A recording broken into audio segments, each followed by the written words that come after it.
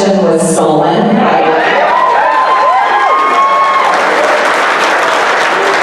that election, I worked hard with my then future colleagues, organized and planned meetings to object to Joe Biden's electoral college vote. That leads me to my third day on the job as a member of Congress. That was January 6th.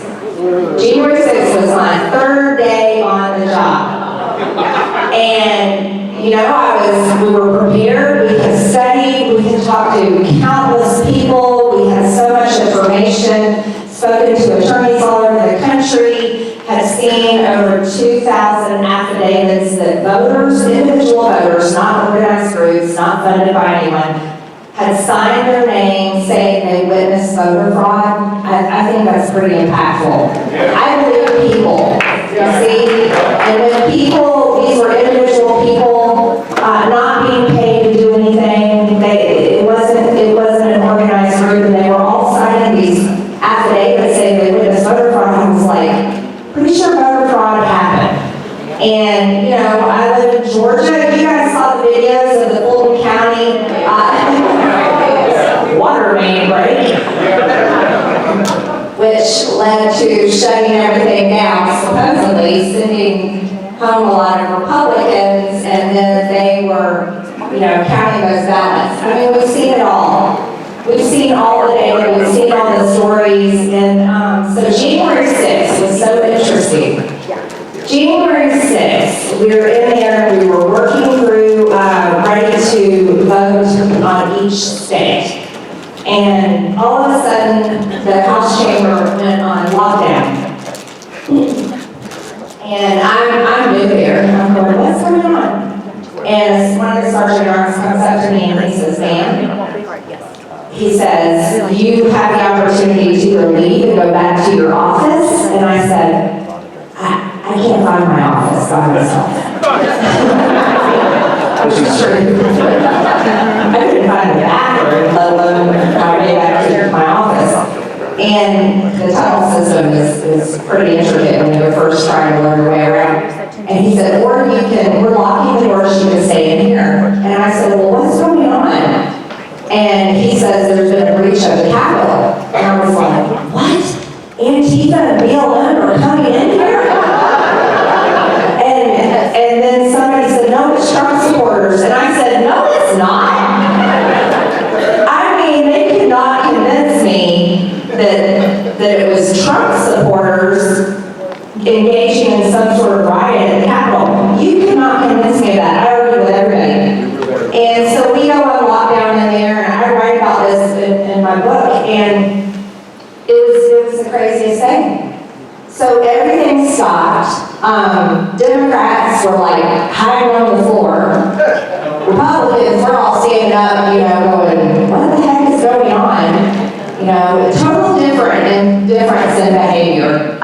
And it was just something that I'll never forget. And so when they finally did take us out of the House chamber, I mean, some of us were running. I mean, can you imagine Jerry Nadler running?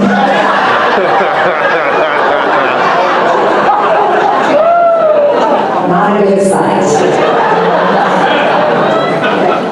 And the most ridiculous thing in the world was there was a lot of the Democrats had put on these crazy hoods that was, you know, they told us to reach up under your chair and pull out this box and open it up. There's been like gas is in the House office, in the Capitol, and you got to be careful. So you put this plastic bag on your head, turn a fan on, and I was like, my mom always said not to put a plastic bag on your head. I'm not doing that. But there were the Democrats over there, they had them on. And I was like, well, stupid is stupid, you know. So, you know, and you can't even see through the plastic bag. That was the funny thing. So they're all running, and it was crazy. So we get back and come to find out, you know, what had happened. I finally got to see it on television later that night, and I hadn't seen it all day. And I was like, oh, wait a minute. Now, there was some little bit of a riot and fighting on one side of the Capitol, and then everybody else was mostly peaceful. I thought that the news media and the Democrats were totally okay with mostly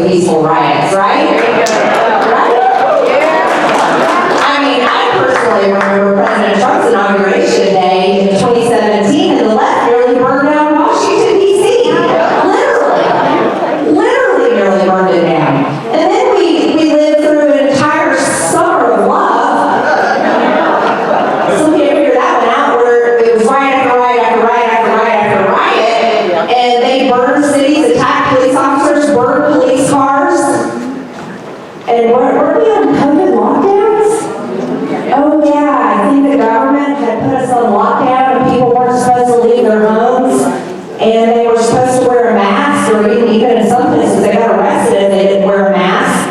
But yet somehow it was okay for the left to come out and riot and loot and destroy communities.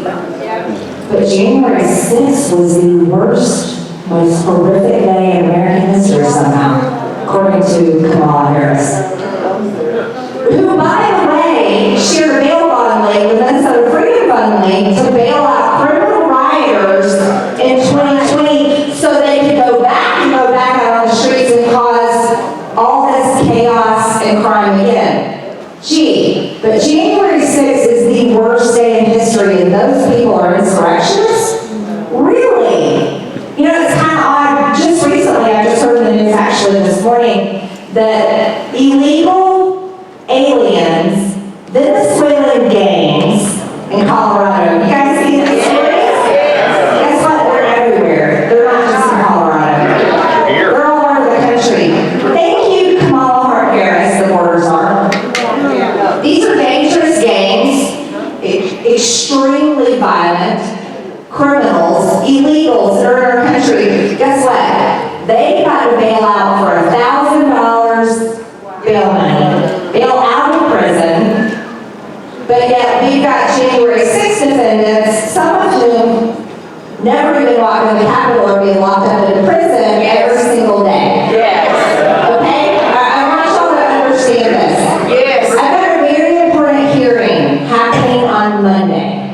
Okay, Monday. Literally in just a few days in Washington. And I'm holding my own hearing because I haven't been able to convince my colleagues to do this. So make sure you do not miss it. It'll be on Monday. We're going to be talking everything January 6th. I think this is important for the election. Okay? Because let's understand where we are and where our government has put us. See, I ran for Congress because I'm a Republican. I voted Republican. I haven't always voted for all Republicans. I couldn't bring myself to vote for Mitt Romney. I set that one out. Not that I supported Obama. I was like, ooh, do not support him. But I couldn't support Mitt Romney. And I am totally shocked always at the fact that Republicans run for office and, you know, they say all these great things on the campaign trail, and then they all get into Washington, and I'm in there with them, and I'm like, okay, so we're gonna reduce the deficit, right? We're gonna pass a balanced budget, right? And then they're over there like, no, we're not. And then they pass another continuing resolution. And I love it how we're always talking about border security, and I will tell you, House Republicans have done an incredible job there. We passed HR 2, which is the greatest border security bill. Yes, it's all the president Trump's strong border security policies, and then some. We just have to get it into law. Amen. But we honestly have to do a better job. You see, I come from the construction business, and we have to provide customer service. That's how we get paid. And without doing a good job for our customers, we don't get a paycheck, and we can't do another job. We can't pay our employees. We can't pay for our electricity bills. We can't pay for our materials. We can't do anything unless we do a good job for our customer and we get paid.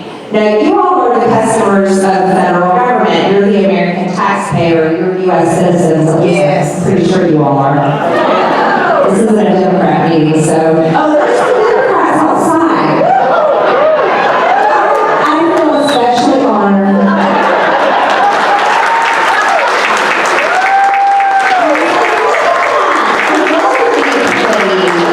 Thank you so much. So you're the customers of the federal government. You pay your taxes, but here's where we are. Let's walk through this. We're over $35 trillion in debt. We have a wide open border. As a matter of fact, the Biden-Harris administration has legalized the invasion. Yes, they have. They legalized it. They created a handy-dandy app that anybody in the world can download on their phone. And this app is called the CBP One app. And they can download the app, app, they can enter their information into the app, then they go, when do I want to enter the United States? And they go in there, they pick a date, and what time would I like to enter the United States? And they pick a time, and then they go, which port of entry would I like to enter the United States? And they can pick any port of entry. Well, do I want to go in down there, San Diego in California? That might be nice. Do I want to go in somewhere in Arizona or Texas somewhere? They pick a port of entry, and then they show up at that port of entry and on that date, at that time, and they can enter into the United States. Our Border Patrol has been turned into the welcoming committee to the United States. And ICE has turned into the processing committee that then provides them with a bus or airplane ticket anywhere they want to go in the United States. You all are such gracious people to pay for this. And they get a free cell phone. Isn't that sweet? It's very nice of Joe Biden and Kamala Harris. And not only that, they get clothes, they get, information on how to get health care. They get health care. They get a full physical and screening when they come in. They're not required to get vaccinations. Then they can go anywhere they want. And that's what's been happening under the Biden-Harris administration. Wide open borders, legalized invasion, organized in a handy-dandy app. Yes. And they come on in. Okay,